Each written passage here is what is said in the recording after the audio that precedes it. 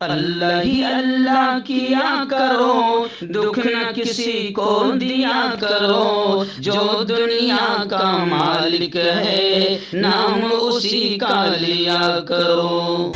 अस्सलामु अलैकुम वरहमतुल्लाहि वबरकातुहू। नाज़रीन, इस्तकबाल है, स्वागत है आपका viral news live studio Jalgaon, Maharashtra, India में। मैं आपका मेज़बान मुफ्ती मोहम्मद हारून नदवी। आइए, प्राइम न्यूज़ में आज एक बहुत ही अहम खबर सामने आई है और आप देख रहे हैं कि तकरीबन मैं 20-25 दिनों से अफ़गानिस्तान तालिबान को लेकर जो ग्राउंड रिपोर्ट सामने आ रही है वो भी आपके सामने रख रहा हूं, बग़ैर किसी पक्षपात के और मिलावट के। गोदी मीडिया जो चीज़ें छुपाती है या फिर अपनी ताकत, अपने पावर का, सत्ता की दलाली में गलत इस्तेमाल करते हुए सिर्फ मज़हब की बुनियाद पर नफ़रतें फैलाती है, उसके ख़िलाफ़ भी हमारा मिशन है। और हम जो सच्चाई है, चाहे वो हमारे प्यारे मुल्क की हो या पूरी दुनिया की हो, उसको सामने लाने की कोशिश करते रहते हैं। आइए, आज प्राइम न्यूज़ में एक बड़ा मुद्दा सामने आया है अफ़गानिस्तान और तालिबान को लेकर कि अफ़गानिस्तान में आर्मी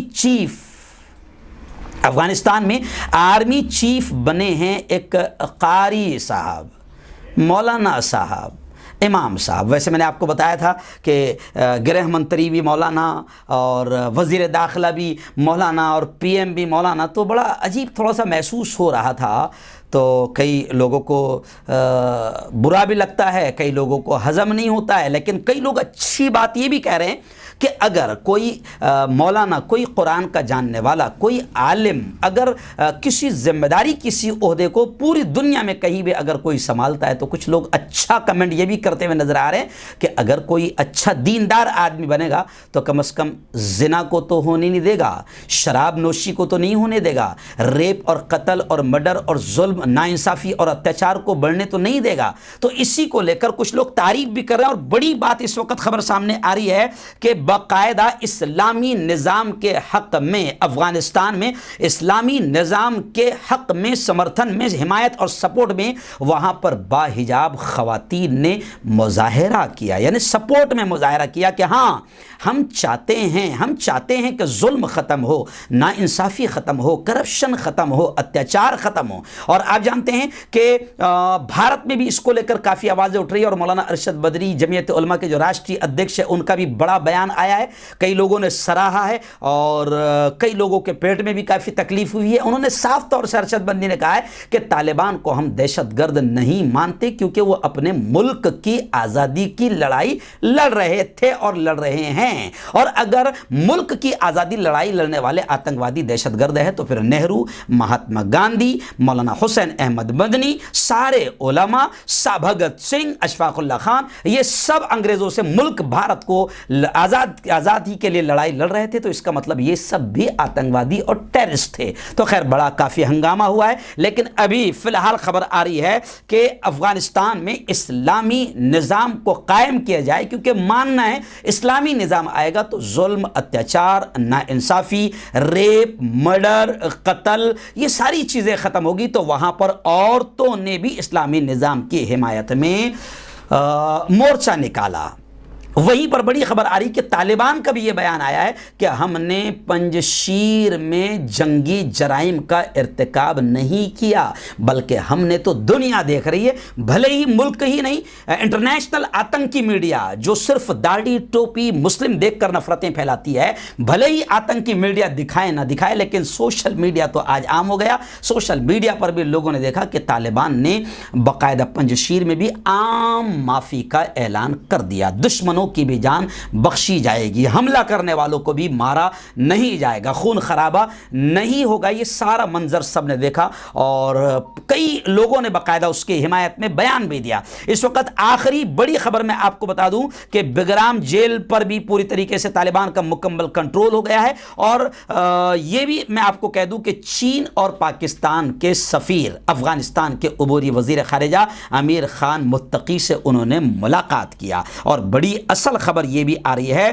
कि कारी फसीहुद्दीन साहब चीफ ऑफ आर्मी अफगानिस्तान तय कर दिए गए। तो थोड़ा सा अजीब लगता ना, कारी साहब चीफ ऑफ आर्मी, है ना। तो लोग कुछ को पेट में दर्द भी हो रहा है और कुछ लोग कह रहे हैं कि अच्छा है, कम से कम जो कातिल है, जालिम है, दंगाई है, फसादी है, जिन्होंने बेकसूरों के कत्ल करवाए, रेप करवाए, सत्ता के लिए, कुर्सियों के लिए मर्डर और कत्ल करवाए, सत्यानाश किया है मुल्क का, तो कम से कम अफगानिस्तान में ऐसे लोग तो बड़े बड़े ओहदों पर नहीं बैठ रहे हैं। तो कारी साहब चीफ ऑफ आर्मी बने हैं और कारी फसीउद्दीन साहब ने ओहदा संभाल भी लिया है और बाकायदा दफ्तर ज्वाइन कर लिया है। वो भी तस्वीर आप स्क्रीन पर देख सकते हैं। वहीं पर एक तस्वीर जो बहुत ज़्यादा वायरल हो रही है कि वहाँ के वजीर आज़म जो बने हैं, पीएम जो बने हैं, मिट्टी का मकान, ऊपर घास लगी हुई है, झाड़ उग गए हुए हैं, दरवाज़ा टूटा है, यह है अफ़गानिस्तान के पीएम का घर। लोग कह रहे हैं कि दूसरे मुल्क में अगर नगर सेवक भी बन गया तो 1.5 साल के अंदर बेहतरीन स्कोडा और फार्चूनर भी आ जाती है और बंगला भी बन जाता है। तो अफ़गानिस्तान के वजीर आज़म के घर की तस्वीर भी काफ़ी वायरल हो रही है और काफ़ी लोग उसको पसंद भी कर रहे हैं। लेकिन हम ये कहेंगे कि निज़ाम कहीं पर भी कायम हो, खून खराबा नहीं होना चाहिए, बेकसूर इंसानों का कत्ल नहीं होना चाहिए, इंसाफ कायम हो, अत्याचार जुल्म ख़त्म हो, अच्छी बात है, फिर चाहे कोई भी करे। जी हाँ नाज़रीन, वहीं पर बड़ी प्राइम न्यूज़ में खबर आ रही है कि जो अमेरिका 20 साल तक अफ़गानिस्तान में रहा और फिर आखिर में मिला झुनझुना, 20 साल के बाद सुपर पावर वहां से फरार हुआ है, फरार होने पर मजबूर हो गया है।